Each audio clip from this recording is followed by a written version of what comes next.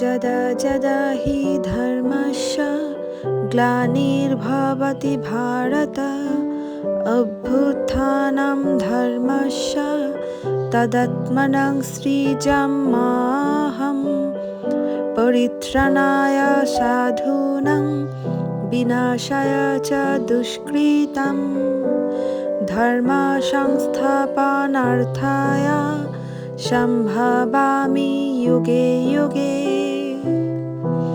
ভগবান শ্রীকৃষ্ণ বলেছেন, হে অর্জুন, যে যে সময়ে ধর্মের গ্লানি অর্থাৎ অধর্মের উত্থান হয়, সেই সময় আমি নিজেকে সৃষ্টি করি। সত্যিই ভগবান অধর্মের বিনাশ ঘটানোর জন্য আবির্ভূত হয়েছেন যুগে যুগে বিভিন্ন অবতার রূপে।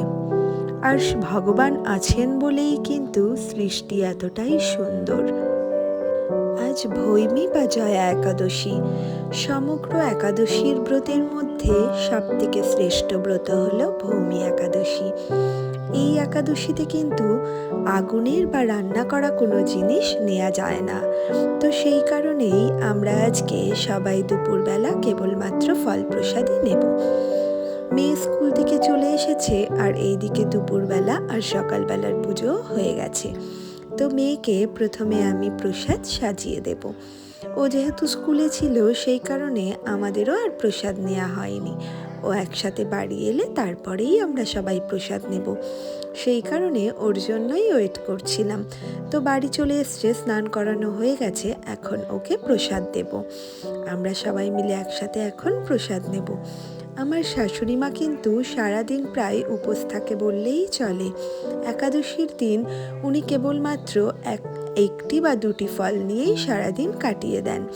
উনি বলেন একাদশীর দিন নাকি পেট ভরেও কোনো আহার করা যায় না।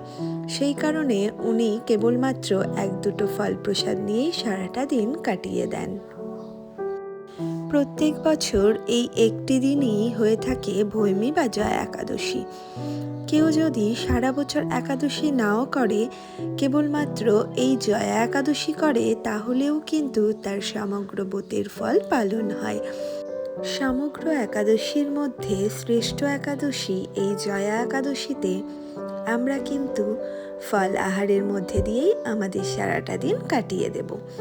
তো সবাইকে জানাই জয়া একাদশীর অনেক অনেক শুভেচ্ছা।